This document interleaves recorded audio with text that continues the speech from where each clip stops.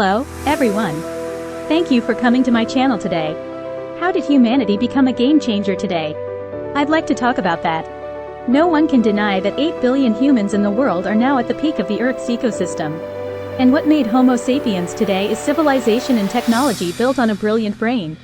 But until just 3 million years ago, humans were really insignificant. The first humans to emerge from a forest in Africa had no brilliant brains, and their physicality was just one of those little apes that was so weak against the predators of the ecosystem at the time that they had to hide. They didn't have teeth suitable for hunting or sharp claws to threaten their prey.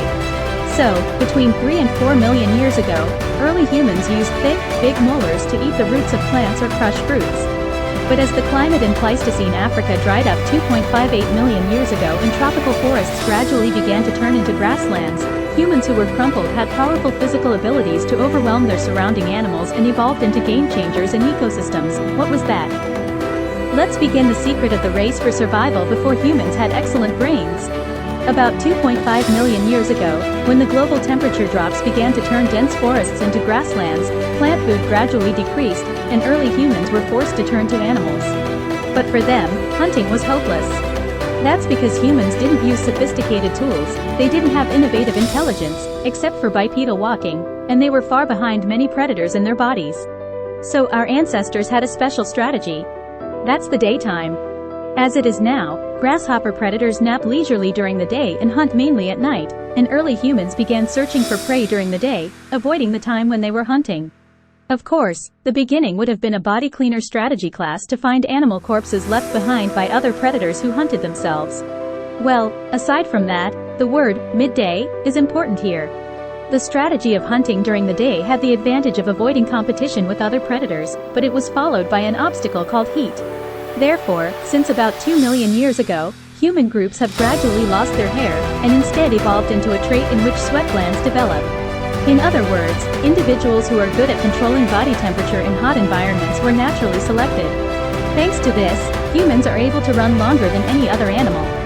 Humans are worse than cheetahs, lions, gazelles, and even chimpanzees in sprinting. If it's a long run, it's a different story. Cheetahs are the best sprinters on the planet at speeds up to 120 kilometers per hour, but they can no longer run if the distance exceeds 2 kilometers. This is because there is no way to cool down the enormous heat emitted from the body. But about 2 million years ago, humans had no hair, and instead had sweat glands that helped dissipate heat. Thanks to this, once they decided on their prey, they were able to pursue and hunt until the prey was exhausted. In 2004, Dennis M. Bramble, a biology professor at the University of Utah, published a study through Nature that showed that humans began to have long-running optimized body structures about 2 million years ago. He said that short arms and inward-facing thigh bones, which are less shaky when humans run, were easy to balance their bodies. He also said that the calf and hip muscles, which are most important for running for a long time, are much stronger than chimpanzees. And powerful tendons like Achilles' heel around the ankle were characteristics that developed in humans rather than chimpanzees. Professor Bramble argued that these tendons served as a kind of spring, so early humans could run for a long time with a small amount of energy. In other words, thanks to the changes in body shape that resulted from bipedal walking 4 million years ago and the sweat glands that emerged on the spot to survive the hot, dry climate 2 million years ago, humanity turned into a powerful animal and began to emerge as a new power in the African meadow.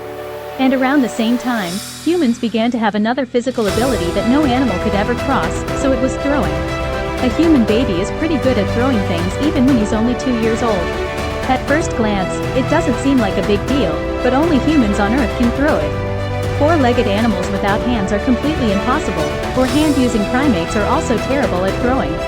In 2013, Dr. Neil Roach of the Department of Anthropology at Harvard University said that male chimpanzees trained through nature can throw objects at speeds of about 32 kilometers per hour, far below the average speed of 90 kilometers per hour for 12-year-old baseball players. It goes without saying, of course, the accuracy rate. And he explained that this throwing ability of mankind evolved about 2 million years ago with the ability to run long. Humans, who had sophisticated tools such as bows and sharp spears when the jungle was turning into grasslands, argued that they had the ability to run long to hunt animals as well as throw stones or animal bones. He said studies of ancient fossils showed that human shoulder bones began to decline like this about 2 million years ago during Homo erectus, and that the upper arm bones also changed to be perpendicular to the torso axis, allowing more energy to be transferred to muscles and ligaments when throwing objects. In particular, as the waist became longer than before, the radius of rotation of the torso increased, allowing greater energy to be loaded when throwing, and the elbow could also be tilted further back than before, doubling the energy transmitted to the shoulder. In fact, if you compare chimpanzees and humans throwing, you can see that the forces on objects when throwing are clearly different. In this way, mankind has been reborn as a game changer in the jig ecosystem, as it has been equipped with endurance and throwing ability. They were able to hunt more animals based on their two abilities, and the meat that they gained was the foundation for the human brain to grow dramatically, and as they became adept at hunting, they were able to devote their time to more advanced activities such as education, learning, and tooling. These activities would have led to the invention of fire, and human groups faced the so-called cooking revolution, in which they cooked various foods with fire. And when we were able to eat such soft food, we had room for the brain to grow as the muscles of the work decreased, and the high-efficiency nutrient intake cooked by fire ignited the evolution of brain size. And the larger brain, once again, leads to the creation of more sophisticated tools, languages, and cultures, and humanity has come to achieve a civilized society. Isn't it amazing that our abilities, which are deeply ingrained in our daily lives and which we never realized, were actually the most important turning point in the history of human evolution? Maybe the real turning point that can change our lives now also starts with something very everyday and normal. Thank you for watching the video until now. Have a great day today. Carrot.